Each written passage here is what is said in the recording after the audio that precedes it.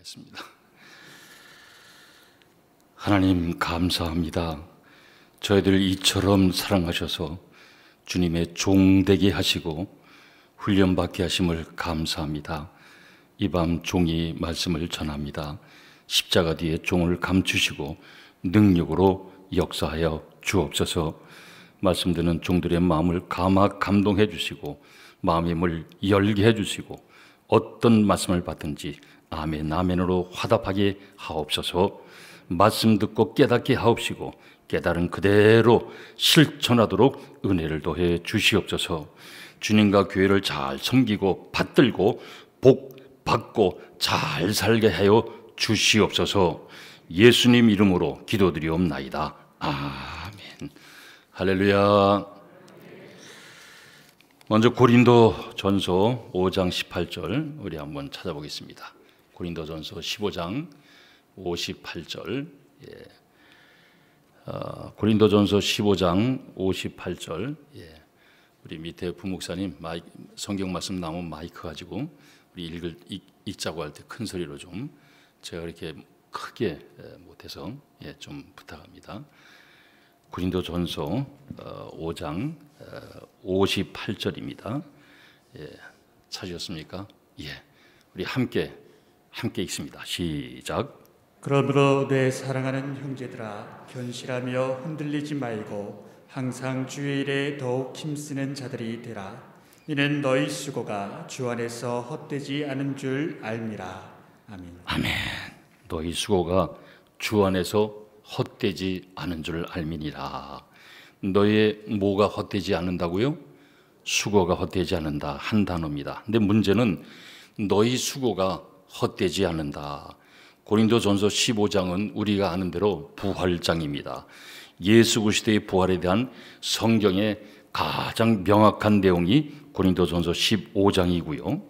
기독교가 부활의 종교이기 때문에 가장 소망이 있는 그런 교다. 할렐루야. 불교와 기독교가 뭐가 다를까? 불교는 인간편에서 자기의 신을 찾아가는 종교가 불교입니다. 기독교는 정반대로 하나님이 세상을 이처럼 사랑하사 하나님 편에서 우리에게 먼저 손을 내밀어 주신 종교가 기독교, 다른 것이 아닙니다. 우리가 주님을 찾아 나온 것이 아니라 내가 온 것 같지만 아닙니다. 하나님께서 우리를 사랑하셔서 우리를 찾아와 주시고 지금 우리들이 주님 앞에 나오신 줄로 믿으시기 바랍니다. 이것이 정확한 정통신학입니다. 그러니까 내가 주님 앞에 나온 것이 아니라 하나님께서 나를 나오게 하셨다.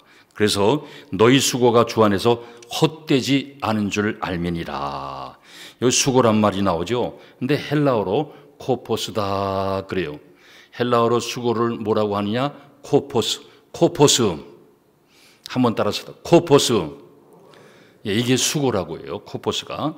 자, 수고할 때는 코를 풀어서라도 수고하자. 그 코포스라고 하는 거죠. 코포스 할 때 수고. 한 평생을 살아도 이 땅의 어떤 면에서 마지막에는 후회하고 인생을 참으로 후회하고 마지막 떠날 때는 내가 이렇게 살지 말아야 했을 텐데, 돈이 있다고 해서 후회 안 하는 것 아닙니다. 돈이 많은 사람도 수많은 사람들이 이 땅에서 마지막 후회하고 떠나는 사람들이 얼마나 많은지 모릅니다. 확신을 갖고 일생을 후회하지 않고 헛되지 않게 사는 법, 우리가 한번 이 시간에 한번 배워보자 그 말이죠. 그러니까 마지막 순간에도 헛되지 않은 줄을 알미니라. 어떻게 살아야 우리가 헛되지 않은 삶을 과연 살 수 있을까? 이 말은 수고는 해도 바르게 수고를 하자. 수고를 하더라도 목적이 분명하지 아니하면 그 목적이 코포스, 내가 하는 이 수고는 절대 헛되지 않은 줄 알미니라. 너희 수고가 주 안에서 헛되지 않게 하는 것, 이것이 필요하더라. 정치하는 사람들은 정치하면 됩니다. 이념 외치는 사람들은 이념 그저 하면 되고, 우리는 정치도 모르고 이념도 모릅니다. 제가 하는 것은 오직 예수 그리스도의 사랑, 이것밖에 모릅니다. 이 사랑은 섬기는 것이고 이 사랑은 희생을 각오하는 겁니다. 예수 그리스도가 진 그 십자가가 여러분과 제가 믿고 있는 예수 그리스도 우리의 구세주 된다 그 말이죠. 그렇다면 나도 예수 그리스도를 믿고 참으로 주님 뜻대로 살기로 하며 따라가기를 원한다면 주님이 지신 십자가 나도 지고 그런 말 하면 안 됩니다. 주님이 지신 십자가 나도 지고 가리라. 어떤 분은 쉽게 그렇게 이야기하는데 주님 지신 십자가는 다른 거죠. 온 인류의 죄 문제 해결하기 위해 진 십자가, 우리는 십자가 지신 그 주님을 믿고 그 주님을 증거하는 주님을 따라가는 길이죠. 주님이 지신 십자가 지는 게 아니라, 그래서 너희 수고가 주 안에서 헛되지 않은 줄 알미라. 헛되지 않은 것. 여러분들 주의 몸된 교회 집사가 되고 권사가 되고 또 장로님 되고 그리고 목회자가 되신 것, 여러분들이 지금까지 땀을 흘리며 했던 기도들, 지금까지 걸어오며 애써 왔던 그 모든 눈물들 한번 따라서 합시다. 코포스. 한 번 더 코포스. 여러분들의 일생에 후회하지 않은, 마지막에 이 세상에 있던 것들 마지막에 다가오면 마지막에는 많은 사람들이 후회합니다. 그 별것 아닌데 뭘 그걸 잡으려고 그렇게 애를 썼을까? 그것 때문에 별것 아닌 거 잡으려고 그렇게 몸부림치고 애를 썼을까? 대부분 가진 자들도 마지막 세상을 떠날 때 보면 아무것도 아닌데 하면서 아닌데 하면서 후회들 합니다. 이 밤에 우리는 수고, 코포스에 대한 2020년을 뒤돌아보고 2021년 우리에게 허락한 새해, 집사냐, 권사냐, 장로냐, 직분 자체는 크고 작은 것이 없고 우리가 필요하여 그저 사용하는 것이고, 하나님 앞에는 달란트 마지막 평가는 모두가 똑같이 받게 된다, 그 말이죠. 문제는 내가 정말로 코포스 수고, 정말로 제대로 수고를 했느냐, 그 말이죠. 그래서 오늘 밤에 구체적으로 몇 가지 우리 한번 생각해 봅니다. 사도행전 한번 여러분 펴시고 이제부터 몇 가지 우리 한번 봅니다. 먼저 여기 계신 분들 중에 신학을 공부하고 전도사님 되시고 또 우리 부목사님들 한번 주고 보니까 교육 목사님도 계시고 우리 또 교육 전도사님 계시고 또 부목사님 계시고 한번 손들 들어 봅시다. 교육자들, 교육 전도사님, 부목사님, 교육 목사님, 손 내립시다. 자,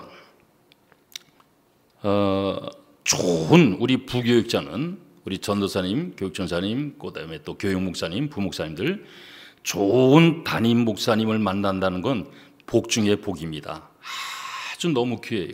저는 이제 부목사 2군데서 이제 했습니다. 하고 이제 울산 대흥교로 이제 담임 목사로 이제 왔습니다만, 한 교회는 아주 열심히요.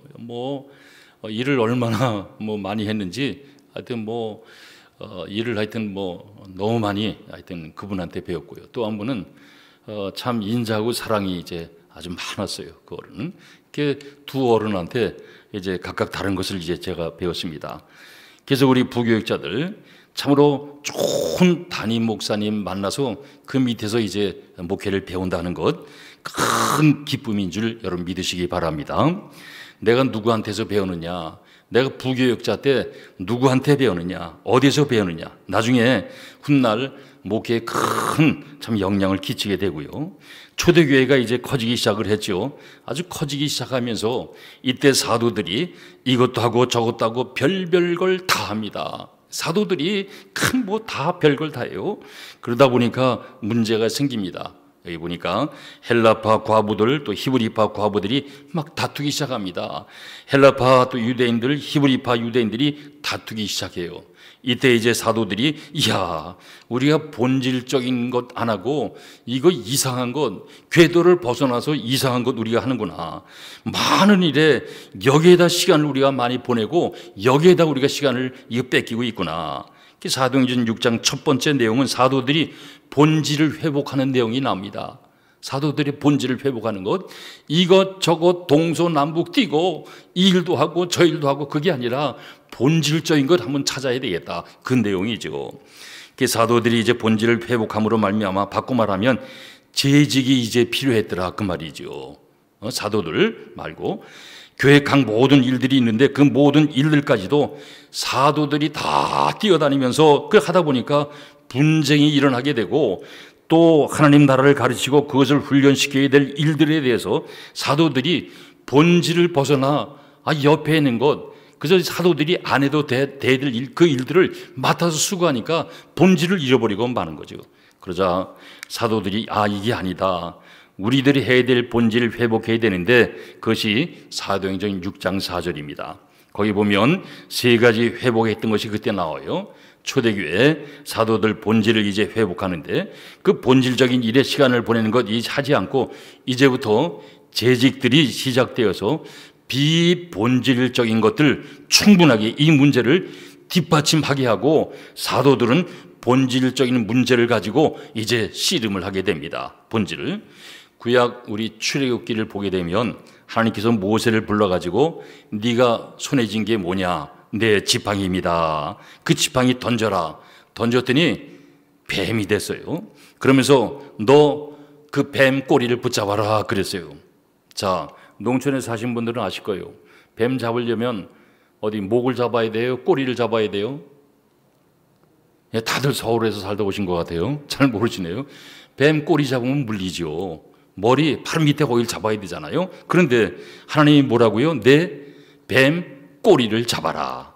하나님이 귀한 사역을 직접적으로 지도자로서 섬겨야 될 사람에게 뱀을 잡는데 뱀은 목을 꽉 눌러가지고 잡아야 되는데 뱀은 목을 눌러서 그냥 움직이지 못하게 하고 잡아야 되죠. 그런데 하나님께서 모세를 보고 한 민족의 지도자를 삼으면서 뱀의 머리를 잡아라. 그렇게 하지 않고 꼬리를 잡으라고 하는 거죠. 자, 뱀은 꼬리를 잡는 게 아주 위험하죠. 꼬리를 잡으면 대체적으로 물리게 됩니다. 뱀한테 물리죠. 그런데 하나님께서 모세를 보고 꼬리를 잡아라. 다른 데 잡지 말고. 근데 하나님께서 모세를 이제 그렇게 이제 잡으라고 했는데 하나님의 사역자가 되는 길은 죽음을 각오한 순종을 하나님이 요구한다. 그 말이죠. 꼬리 잡으라. 그럼 아닌 것 같은데 그래도 순종해야 되죠. 아니라 하는데도 아닌 것 같은데도 다시 요약합니다. 사역자는 몸된 교회를 위해서 부르심을 받고 기름 부어 하나님의 종의 반열에 서게 하는 자들, 죽음을 담보한 순종만이 하나님이 요구하시는 뜻이다. 그 말입니다. 죽음을 담보한 순종, 꼬리를 잡는다는 것. 그러나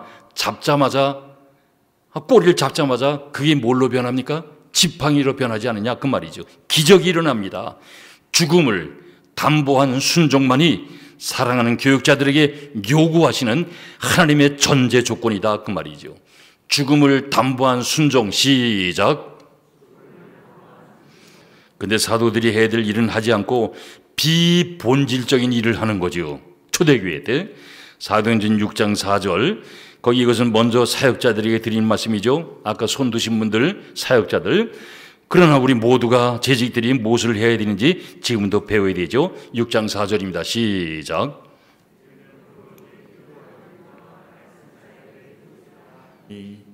아멘. 오로지 기도하는 일과 말씀 사역에 힘쓰니라. 여기 오로지란 말은 오직이란 뜻이죠. 사도들의 그 본질적인 일을 놓아두고 비본질적인 그 일의 시간을 보낼 때 교회가 커질 때 문제가 일어나는구나. 이게 아니구나. 우리들은 본질적인 일에 더욱더 힘써야 되는구나. 그 말의 뜻이 뭘까? 이 말은 원어로 읽어나가면 세 단어가 이 안에 들어있는 겁니다. 첫째는 기도의 문제이고, 둘째는 말씀에 대한 문제이고, 세 번째는 힘쓰니라 그랬죠. 힘쓴다는 원어의 단어가 뭘까? 섬김, 그 단어를 풀 수 있습니다. 다시 말해서 기도해야 되고 말씀에 그저 능해야 되고 또 섬기는 일. 이 세 단어의 원어의 뿌리가 앞에 프로가 들어가요. 아마추어가 안 들어가고 프로. 이 세 단어의 뿌리는 프로라는 단어가 다 연결되어 있더라 그 말이죠. 프로, 아마추어가 아니라 프로. 그래서 기도도 뭐가 돼야 돼요? 프로가 돼야 되죠. 사역자들 기도에 꼭 프로가 돼야 되고, 교육자들 기도가 뭔 줄 알아야 빨리 하나님께 나와 짧은 시간에 기도해도 결판 낼 수 있다 그 말이죠. 하나님의 응답이 어떻게 빨리 이루어질까? 기도에 사도들이 프로가 돼야 되더라. 오늘날 21세기도 마찬가지요. 우리 사역자들, 교육자들 뭐에 프로가 되자? 기도에 프로가 되자 그 말이죠. 기도한다는 말은 헬라로 프로시케 그래요. 따라서 합시다. 프로시케. 혀가 안 돌아가는 것 같아요. 그렇죠? 프로시케. 시작. 풀어줄게, 풀어줄게, 풀어줄게 하니까 우리 한국말 잘 들어보면 나중에 풀어줄게, 풀어줄게 그 말하고 비슷해요. 풀어줄게, 한국말로 풀어줄게 비슷하게 나가요. 흉악한 결박과 문제를 풀어줄게, 풀어줄게. 그게 기도한다는 뜻이요. 그래서 앞에 풀어가 들어가죠. 그 사도들의 회복에도 세 가지, 기도에도 풀어가 돼야 되겠구나. 앞에 풀어란 말이 들어가죠. 아마추어가 돼서는 안 됩니다. 사역자는 평신도가 아니요, 기도의 풀어가. 오늘 지금 제가 말씀드린 건 전도사님, 또 교육 목사님, 또 우리 부목사님들, 사역자들 지금 말씀드린 거요. 기도의 풀어가 되자. 두 번째, 뭐의 풀어가 되자? 말씀의 풀어가 되자. 말씀에도 풀어가 돼. 교육자들 말씀의 사역자인데 말씀의 무식이 충만하면 될까? 안 되잖아요. 그렇죠? 말씀이 아주 그냥 그냥 잘잘잘 나와야 되죠. 이게 잘 안 되면 이단이 생기고 이상스러운데 빠지게 됩니다. 교육자도. 이단들이 성경에 좋은 이름을 많이들 가지고 왔어요. 마라나타, 얼마나 좋은 이름이에요. 이단들이 마라나타 쓰니까 정통교회에서 쓰기가 좀 그래요. 또 신천지 얼마나 좋아요. 그런데 이단에서 먼저 저들이 그 단어를 쓰네. 이단들이. 왜? 말씀의 프로가 되지 않기 때문에 말씀의 프로가 돼야 되는데, 프로. 사도들이 회복해 있던 두 번째죠. 세 번째는 힘쓰니라 그랬어요. 이 말의 원어는 섬긴다는 원어이고 프로가 된다는 거죠. 섬기는 거기에도 프로가 되게 되고, 봉사 거기에 프로가 되자. 그 사도들이 세 가지를 본질을 회복하는 것이 초대교회가 아주 큰 교회로 나가는데 행해졌던 그런 잘못된 것은 빨리 회복시키자. 그 세 가지가 바로 그 이야기합니다. 이제부터는 우리 세 가지가 꼭 풀어, 우리 창원 상랑교회 교육자들은 요 세 가지 꼭 이제 프로가 되어야 됩니다. 첫째는 뭐지요? 두 번째는, 세 번째는 봉사. 기도, 말씀, 봉사에 뭐가 되자? 프로가 되자. 교육자들이 아주 프로가 돼야 돼요. 자, 그래서 하나님께서 이제 하나님께 손실을 끼치면 안 되잖아요. 봉사, 섬김도 시간도 아껴야 되고 물질도 아껴야 되고 프로가 돼야 되죠. 그럼 이 세 가지 프로가 사역자들이 사랑하는 주님과 함께 걸어가는 우리 동역자 여러분, 첫째는 하나님께서 지팡이를 던지라 하면 던지시고 뱀이 되었을 때 꼬리라도 잡으라 하면 죽음을 각오할 순종이 있어야 되고요. 거기에다 이 세 가지 본질을 평생 손에서 놓아서는 안 돼요. 기도, 말씀, 봉사, 항상 이 세 가지는 교육자들이 꼭 붙들고 나가야 되고요. 자, 그래서 기도의 사역자들 되고, 또 이제 기도의 프로가 되고, 말씀의 프로가 되고, 봉사, 섬김의 프로가 되고요. 이 세 가지 프로가 되게 하려니까 모든 사도들이 그쪽에 많은 시간을 이제 보낼 수 없기 때문에 모든 것을 프로가 되어서 섬겨서 끌고 가야 되는데, 그러다 보니까 여러 가지 일들이 필요해서, 그래서 첫 번째 집사라는 제도가 시작이 되었더라. 그 말이죠. 집사라는 이야기입니다. 지금부터. 자, 우리 집사님들 한번 손들어 봅시다. 집사님들, 집을 3분만 사는 게 아니라 손들입시다. 지금 코로나 시대라 우리 교회도 이제 요즘은 2시, 3시 예배 드리는데 우리 교회도 저녁 예배 드려요. 자, 많이 자리가 비고 또 거리 간격 두니까 할 수가 없습니다. 자, 또 집사가 뭘까? 또 장로님, 또 우리 권사님들 다 포함된 이야기죠. 먼저 집사란 말의 성경의 원어는 디아코노스, 그렇게 말해요. 헬라어 원어로 디아코노스. 디아코노스, 집사란 단어, 예수님 당시에 디아코노스 뭐 하는 사람이었는가? 잔치집의 주방장을 가리켜서 디아코노스 그랬어요. 잔치집의 주방장, 디아코노스. 그러니까 집사란 말은 잔치집에서 일을 열심히 하는 주방장이죠. 자, 그런데 도대체 어떤 말일까? 디아라는 말은 왔다 갔다 한다는 말이에요. 디아라는 말 왔다 갔다. 디아, 한번 디아 하면 왔다 갔다. 디아, 왔다 갔다 하는 거예요. 평생 여러분 잊으면 안 됩니다. 디아라는 말은 왔다 갔다 하는 말. 그 다음에 코노스, 이 코는 세 가지가 있는데 이걸 놓쳐서는 안 됩니다. 집사가 뭔지 정확한 의미를 우리가 찾아야 되고요. 디아코노스, 디아는 왔다 갔다, 코네는 세 가지 의미가 있는데 첫째는 먼지요. 잔치집에 뭐 사람들이 많이 왔다 갔다 하고 하니까 먼지가 있을 수 있죠. 두 번째는 콘 하면 진흙이란 뜻이요. 첫째는 이제 먼지, 두 번째는 진흙. 진흙탕 밟으면서 들어가요. 그 집사가 뭔 자를 알고 집사가 돼야 되죠. 세 번째 콘 하면 지저분한 것이요. 성경이 2000년 전에 쓰여졌으니 뭐 그 당시는 이제 이렇게 된 거죠. 자, 집사하면 첫째 먼지, 둘째는 진흙탕, 세 번째는 뭐요? 지저분한 것. 자, 그리고 콘, 오수인데 오수란 말은 일꾼이란 말이에요. 사역자, 일꾼. 그럼 집사가 뭘까? 첫째가 먼지라고 했죠. 두 번째가 먼지 속에서 먼지를 뒤집어 쓰고 왔다 갔다 일하는 일꾼. 성경에는 그것을 집사다, 그렇게 말하죠. 자, 집사는 예수님 당시 주방장이란 단어라고 했죠. 디아코노스, 집사란 뜻. 두 번째는 진흙탕이요. 진흙탕에서 발을 밟으면 빠져들어가요. 이렇게 해서 진흙탕에서 허우적거리면서 왔다 갔다 일하는 일꾼이 바로 집사. 이게 뭐냐?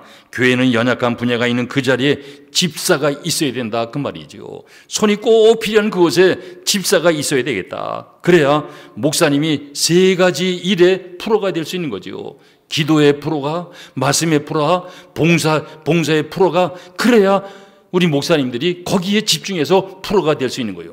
그 잡다한 일까지 목사님 일이 하게 되면 이쪽에 세 가지의 프로가 될 수 없다, 그 말이죠. 이해가 됩니까? 이해가 전혀 안 됩니까? 전혀 안 되면 더 쉽게 해야 되는데 다들 이해가 될 줄로 믿습니다. 기도의 프로가 되고 말씀의 프로가 되고 그다음에 섬김의 봉사의 프로가 될 수 있도록 집사님들, 교회 연약한 곳에 집사님들이 있어야 된다, 그 말이죠. 반드시 집사님들 연약한 곳에 그것에 있으면 하나님이 축복해 주시되 말할 수 없는 큰 은혜와 사랑으로 채워준다, 그 말이죠. 교회가 어느 분야든 연약한 부분이 있는 그 자리에 집사님이 거기 있어야 초대 교회 같이 목회자는 교회에 맡겨진 세 가지 프로가 돼요. 기도의 프로, 말씀의 프로, 봉사의 프로. 집사님들이 그걸 해줘야 그들이 그 세 가지 가지고 힘차게 나갈 수 있다, 그 말이죠. 자, 그래서 그걸 끌고 가야 되기 때문에, 아니면 그 진흙탕 속에 누가 들어갈까? 목사님들이 갈 수밖에 없는 거죠. 그래야 해야 될 프로가 되지 못하는 거죠.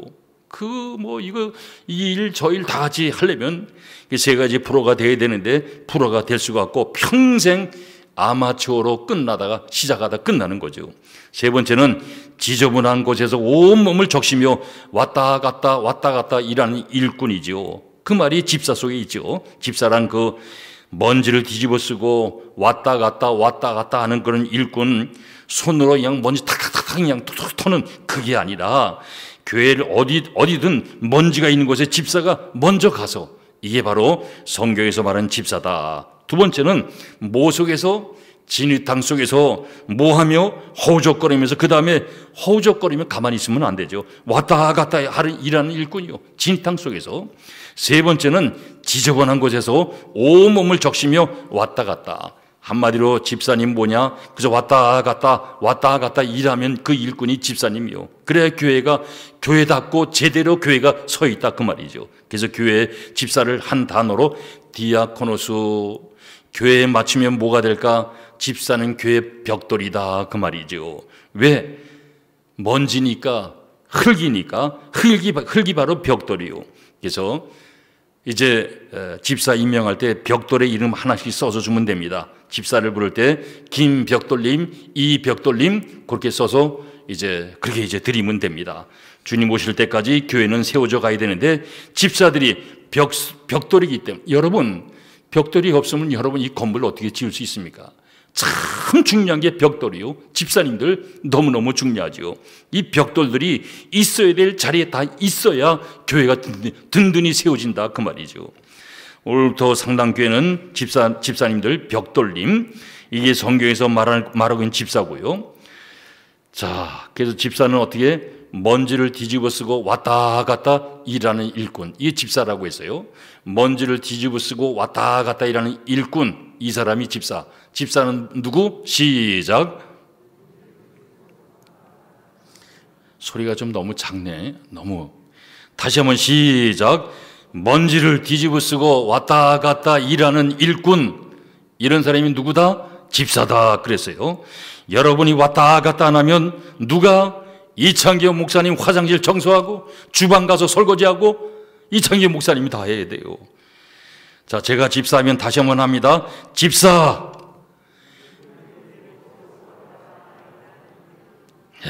먼지를 뒤집어 쓰고 왔다 갔다 일하는 일꾼, 이 집사님들이요. 이 성경에 말하는 집사. 두 번째는 집사란 진흙탕 속에서 호적거리며 왔다 갔다 일하는 그런 일꾼, 집사란 뜻이요. 세 번째 집사, 지저분한 곳에 온몸을 적시며 왔다 갔다 일하는 일꾼이 바로 집사다. 집사란 먼지를 뒤집어 쓰고 왔다 갔다 하며 일하는 일꾼. 두 번째는 진흙탕 속에서 그냥 호적거리며 왔다 갔다 하는 일꾼. 세 번째, 지저분한 곳에 온몸을 적시며 왔다 갔다. 이제 상랑교회 집사님들 이 세 가지만 하시면 됩니다. 성경은 그럼 집사는 어떤 자격을 갖춰야 되는가? 내적인 자격도 있어야 되고 외적인 자격도 있어야 되죠. 자, 사도행전 6장 이제 3절 5절 2절입니다. 사도행전 6장 3절하고 5절하고 2절이죠. 우리 함께 큰소리 함께 읽습니다. 시작. 형제들아, 너희 가운데서 성령과 지혜가 충만하여 칭찬받는 사람 7을 택하라. 우리가 이 일을 그들에게 맡기고 온 무리가 이 말을 기뻐하여 믿음과 성령이 충만한 사람 스데반과 또 빌립과 브로고로와 니가노르와 디몬과 바네바와 유대교에 교회했던 안디옥 사람 니골라를 택하여. 아멘. 예, 이제 집사를 뽑을 때 네 가지. 첫째, 성령 충만한 자. 집사가 다른 것 어떤 것 부족해도 좋지요. 무슨 충만?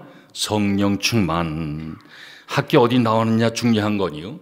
재산이 얼마냐 중요한 것 아닙니다. 디아코노스 되려면 첫째가 뭐 충만? 성령 충만. 남자냐 여자냐 문제가 아니요. 두 번째는 지혜 충만한 자. 성경은 지식 충만한 자 그런 이야기 안 했습니다. 뭐가 충만한 자? 둘째, 지혜가 충만한 자. 여러분 살다 보면 필요한 게 지식보다 지혜가 참 필요하다. 그래서 연세가 높으신 분들, 그분들의 지혜를 내 것으로 만들어야 돼요. 그렇죠? 그게 참 필요하죠. 자, 교회 직분자들 꼭 지혜가 필요한데 하나님이 주시는 지혜가 있어야 교회는 평화롭게 이루고 교회는 덕을 만들어가고 옳다고 주장하고 외치는 것이 교회가 아닙니다. 덕을 세워야 되고요. 교회는 옳고 그름을 따지는 것보다 뭐가 앞서야 된다? 덕을 세우는 게 더 필요하더라 그 말이죠. 어떤 교회 이제 재직 헌신 예배 갔는데 재직이 한 2,000명 모이는 교회예요.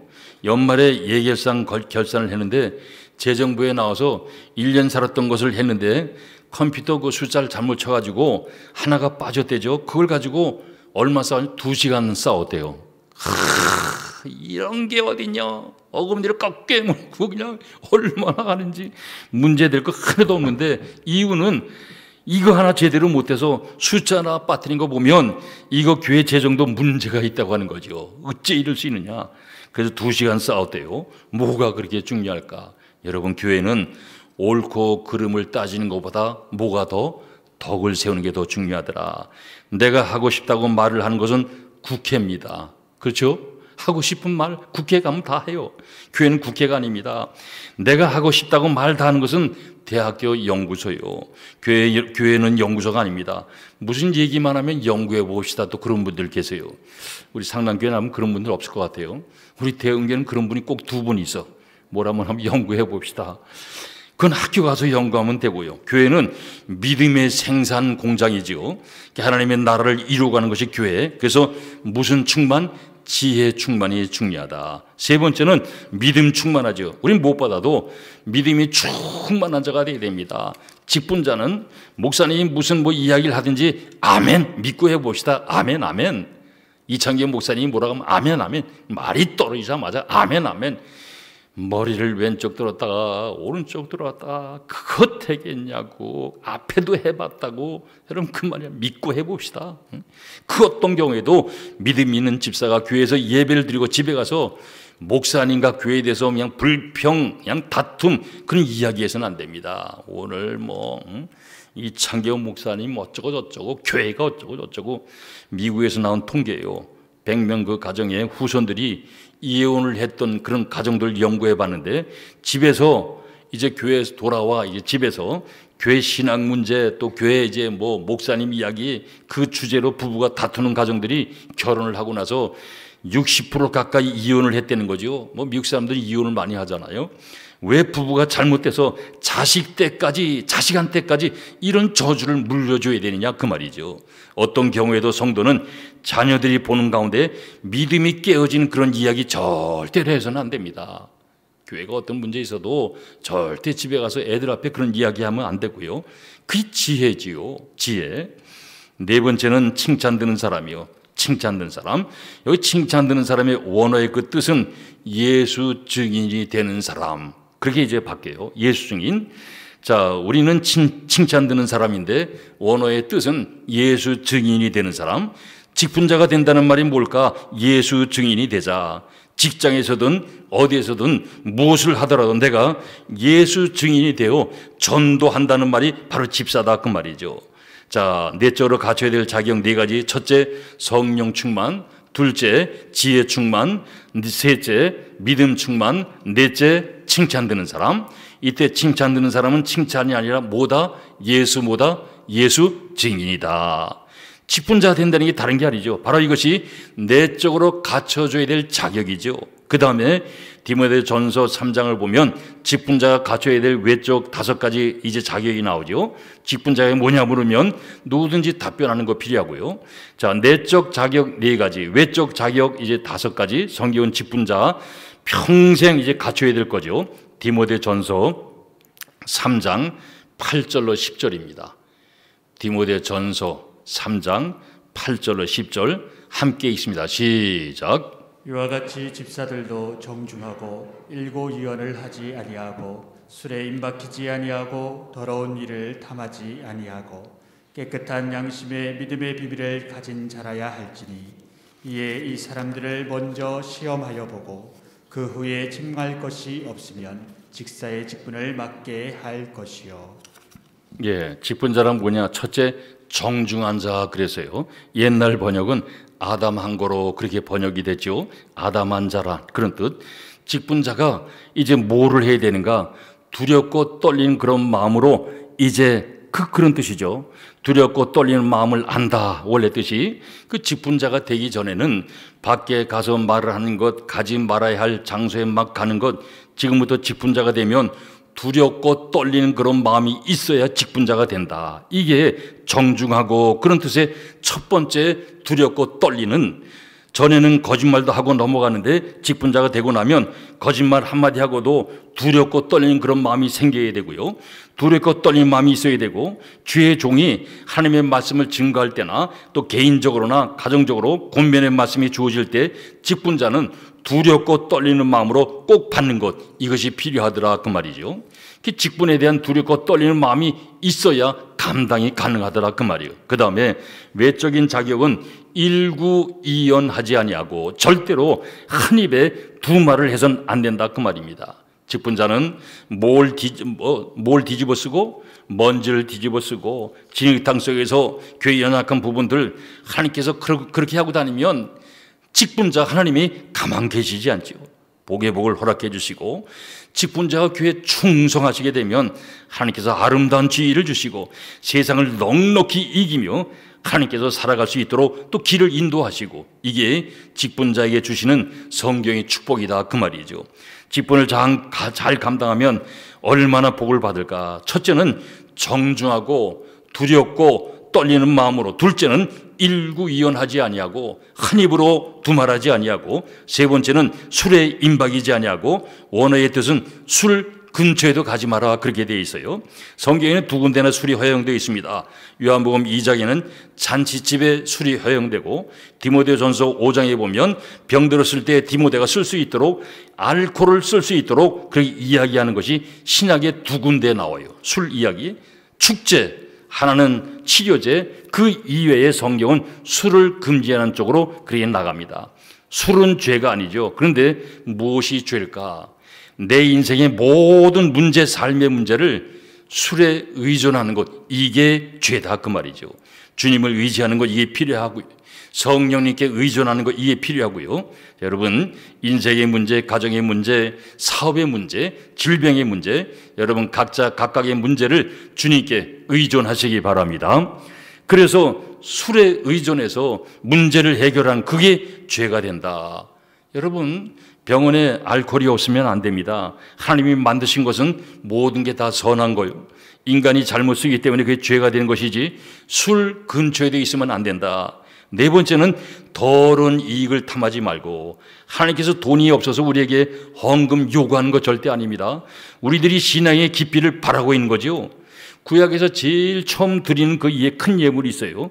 무엇이든 제일 좋은 건, 구약의 헌금은 무엇이든 제일 좋은 것, 그 다음에 남은 것을 가지고 11조를 하나님 앞에 드리고, 11조를 드리고 나면 그 당시 레위지파 제사장들 그것을 이제 사용하게 되고요. 두 번째 남은 것을 가지고 제2의 11조를 드리게 됩니다. 제2 11조는 교회 성전에 일하는 사람들을 위해 사용되었고, 그 다음에 남은 것 가지고 제3의 11조 드리는데, 제3의 11조는 교회 안 드리고 제사장에게 서양만 하고 자기 성에 가져가서 가난하고 어려운 많은 사람을 구제하는데 사용한 것이 바로 제3 11조. 그래서 구약에 드린 헌금을 계산해 보면 수입의 약 25% 이제 헌금으로 드린 것 이제 구약에 봅니다. 그 구약은 큰 예물이 있고 제1, 제2, 제3의 11조가 있고요. 신약에 와서는 오히려 하나님의 은혜로 모든 문제 해결하기를 사도 바울이 그렇게 이제 말을 합니다. 그래서 하나님 앞에 드린 것이 11조가 가장 쉬운 겁니다. 11조. 이것을 드리면 하나님께서 반드시 축복을 약속해 주었고요. 직분자들이 되시면 힘들어도 어릴 때부터 자녀들 교육 꼭 필요합니다. 11조 드리면 차고 넘치는 은혜와 복 받는 건 어릴 때부터 드린 습관 만들어 줘야 되고요. 내가 고생하고 땀 흘려서 하나님 앞에 영광 돌리는 것 얼마나 귀한 일인지 모르지요. 다섯 번째, 깨끗한 양심의 믿음의 비밀을 가진 자. 믿음의 비밀, 직분자가 되면 주님을 경험한 경험이 있어야 됩니다. 하나님께 대한 그런 경험이 필요하고요. 또 하나님을 경험하는 건 주님의, 여러분 정말 하나님을 경험하면서 믿음 생활한다, 얼마나 귀한지 모르죠. 하나님을 경험해야 내가 하는 모든 그 직분 잘 감당할 수 있습니다. 집사가 생긴 이유는 사도들이 본질적인 일을 하기 위해서 집사 제도가 생겼다 그랬어요. 그래서 우리 집사 직분, 집사님 제대로 하지 못하면 결국 교육자들이 다 해야 되기 때문에 목회자들은 목회 본질에 벗어나서 그 이외의 것 일을 함으로 그 본질에 벗어나서 얼마나 힘들고 어려운지 모르죠. 자, 그래서 목회자가 세 가지 아주 그 사역에 아주 프로가 될 수 있도록, 기도, 말씀, 봉사에 아주 프로가 될 수 있도록 집사님들이 옆에서 잘 도와주고 꾸준히 옆에서 해주고, 할렐루야. 예, 집사님들 귀에 충성하시고 목사님이 세 가지 프로가 될 수 있도록 여러분 꼭 뒷받침해 주시길 바라고요. 그 다음에 두 번째 권사는 뭘까? 로마서 16장 봅니다. 권사가 해야 될 일, 로마서 16장 보시면 성경에 권사라는 단어는 나오지 않습니다. 그런데 성경에 가장 가까운 성경 이야기에 나오죠. 로마서 16장 1절 2절입니다. 시작. 내가 갱그레아 교회의 일꾼으로 있는 우리 자매 베베를 너희에게 추천하노니 너희는 주 안에서 성도들의 합당한 예절로 그를 영접하고 무엇인지 그에게 소용되는 바를 도와줄지니 이는 그가 여러 사람과 나의 보호자가 되었습니다. 아멘. 나의 뭐가 되었다고 했습니까? 보호자가 되었다. 보호자라는 말과 갱그리아 교회의 일꾼이라는 말을 여러분 기억하시고요. 여기는 일꾼이란 성경의 다른 곳과 이제 다릅니다. 여기 나오는 초대교회 자매 베베는 여기 갱그리아 교회 일꾼은 디아코노스, 기름 부음을 받은 그런 단어입니다. 자, 그래서 성경이 기름 부음 받은 지도자들이 성경의 이제 근거인데, 집사인데, 초대교회는 권사란 말이 없었어요. 기름 부음을 받았던 여성, 성경엔 여기밖에 없습니다. 여성에 대한 기름 부음에 대한 그런 답. 자, 그래서 갱그리아 교회 일꾼, 요즘 말로 말하면 여성 안수 집사인데, 여기 일꾼이란 말이 디아코노스, 바로 기름 부음을 받은 성경의 여성에게 주어진 말씀이 여기밖에 없어요. 신구약 성경 66권 가운데 여기밖에 없어요. 베베. 지금 교회의 권사님 누구인가? 여기에 나오는 베베요.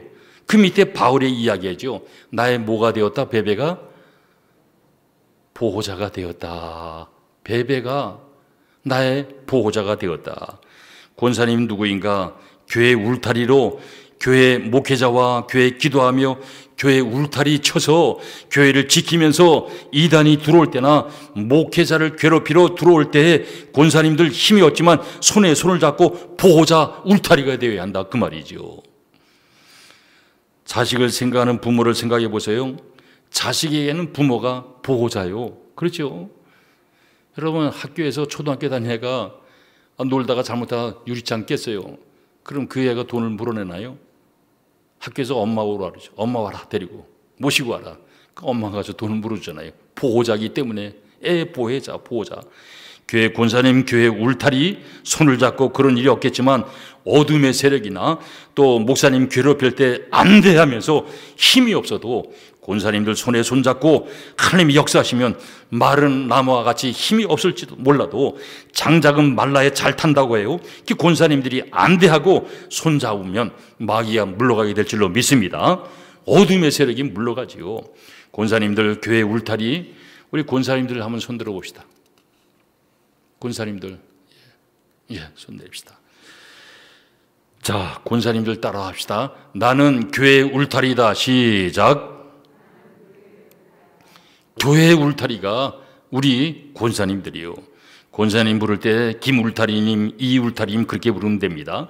지금까지 몰랐는데 로마서 16장에는 이 사람이 바로 나구나. 여러분들이 교회 보호자가 되셔서 주의 몸된 교회 목회자가 참으로 교회를 지키는 울타리가 힘이 없어도 꿇어 엎드려 권사님들 기도하면서 참 세상 사람들이 볼 때는 아무 힘이 없어 보여도 손만 잡으면 하나님이 불을 붙여주실 것이고요. 그 밑에 7절 봅니다.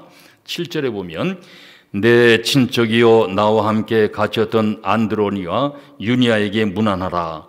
바울의 원래 친척이었고 동시에 나와 함께 갇혔던 자 누구? 안드로니고와 유니아.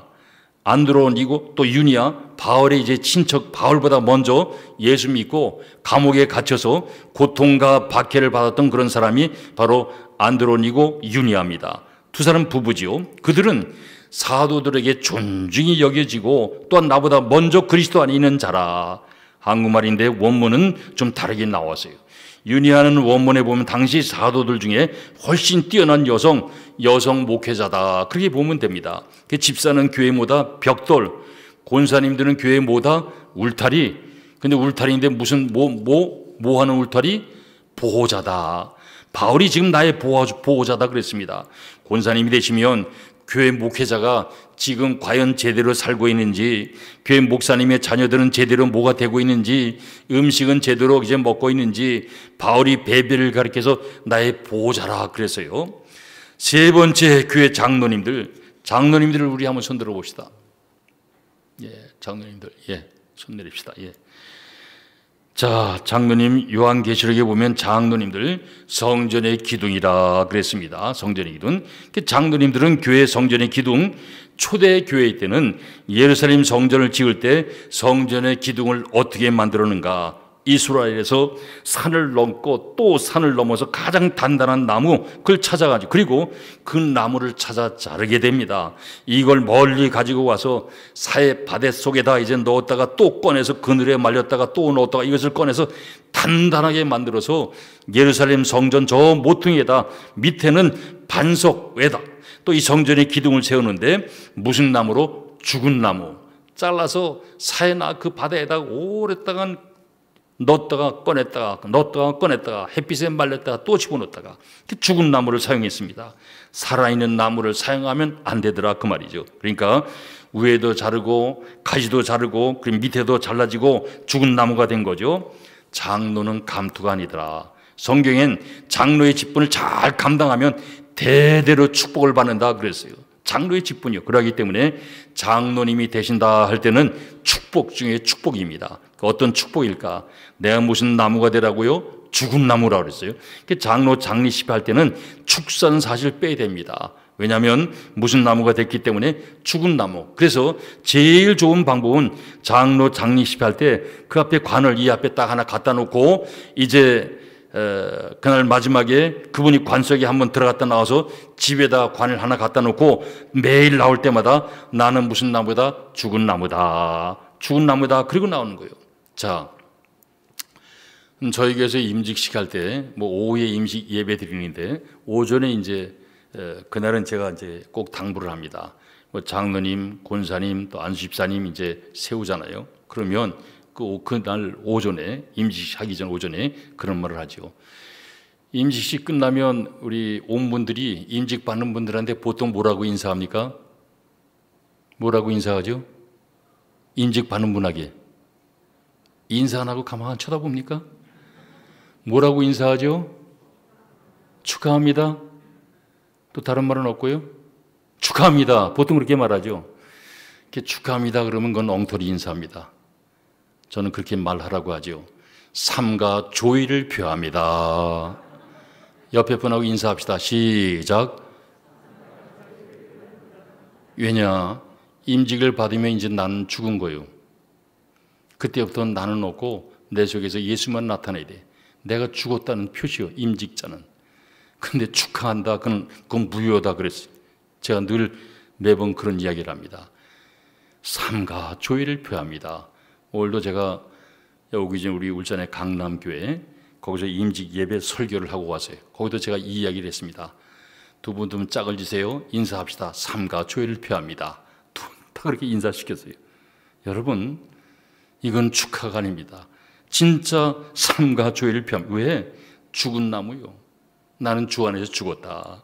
성전의 기둥이란 뜻, 죽은 나무가 되는 것, 죽은 나무, 그러기에 하나님의 축복이 넘치게 기다리는 것이 바로 장로 직분이요.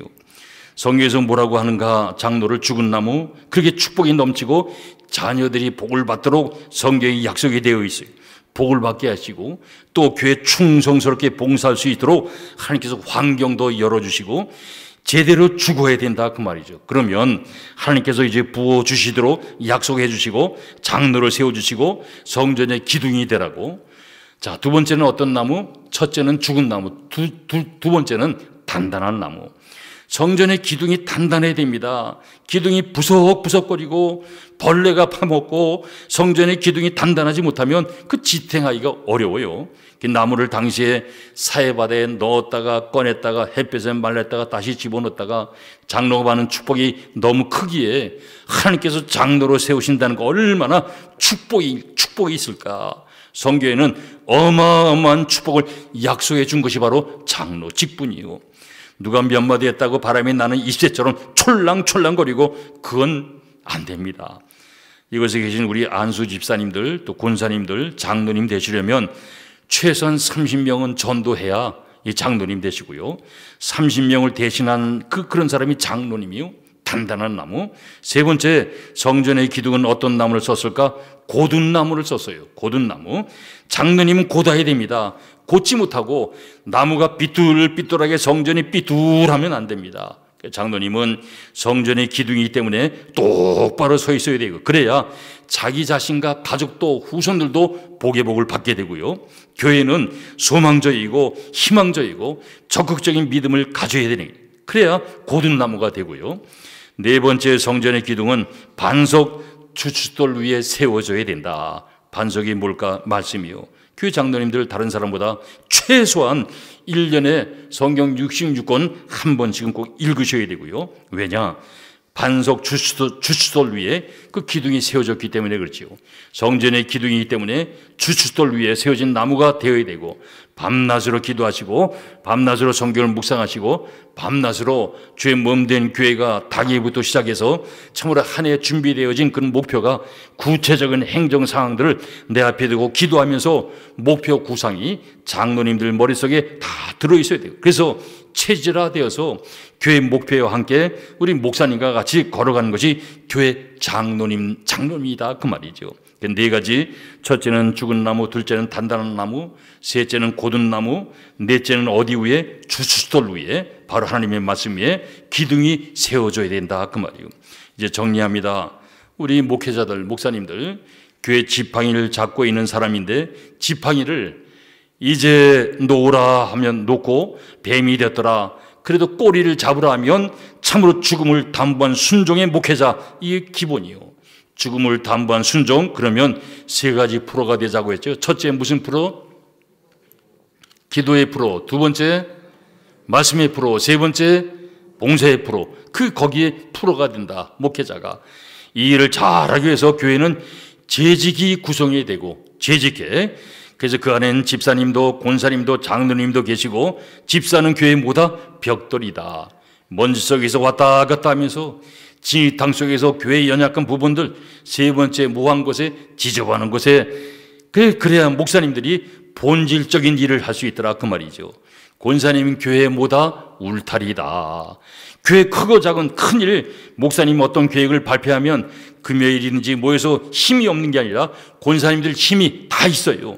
손에 손을 잡고 오랫동안 있었던 경륜을 함께 생각하면서 목사님의 보호자가 되어서, 여러분도 자식들의 보호자가 잖아요. 권사님들이 다 자식들 다 있잖아요. 자녀들의 보호자 되듯이 권사님들, 우리 목회자의 보호자가 되지. 그 보호자는 뭘까? 자녀들 문제, 어려움은 없는지, 고통은 없는지, 제일 먼저 여러분들 교회 담임 목사님 가정부터 여러분 보호자의 마음으로 무엇 우리 장교 목사님 부족한 건 없는지, 뭐 괜찮은지 보는 거예요. 여러분들이 세상에 좋은 거 가질 때 우리 목사님도 함께 했으면 좋겠다. 여러분이 어떤 아픔이 올 때, 아이고 목사님에게도 이런 아픔이 얼마든지 올 수 있겠구나 하고, 이 보호자죠, 이런 사람들이. 당회원들과 장로님들 이미 교회 성전의 기둥으로 세워주셨는데, 이 우리 창원 상랑교회 지탱하는 가장 중요한 직분 하나님이 주셨기에 죽은 나무가 되시고, 단단한 나무가 되시고, 고든 나무가 되시고, 또 주춧돌 위에 있는 말씀 위에 있는 그런 나무가 되어서, 당회는 무엇보다도 기도하며 은혜가 넘쳐서 당회 후에 하나님의 은혜가 떠나서는 안 됩니다. 큰 은혜가 머무는 그런 당회가 되고요. 반드시 그러면 그 후손들에게 하나님이 넘치는 축복 허락해 주시고, 또 목사님의 모든 목회, 목사님이 저 후일까지 준비하셔서 오고 오는 모든 세대도 복받게 길을 허락해 주신다, 그 말이죠. 사랑하는 상남교회 여러분, 여러분들이 집사님으로 벽돌이 되고 권사님으로 울타리가 되고 장로님이 되어서 교회 중요한 성전의 기둥이 되시고, 또 목회자를 불러 하나님께 섬길 수 있도록 지팡이를 손에 잡게 했다면 땀 흘려서 충성하는 수고가 절대로 헛되지 않을 거다, 그 말이죠. 반드시 여러분들의 후손까지 참으로 가지의 가지들까지 하나님께서 축복해 주실 줄로 믿습니다. 다시 한번 변찮은 우리 주님께서 여러분의 앞길을 축복해 주실 것이고, 상랑교회가 앞으로도 더욱더 부흥의 불길이 타오르게 되고, 그 일을 바라보면서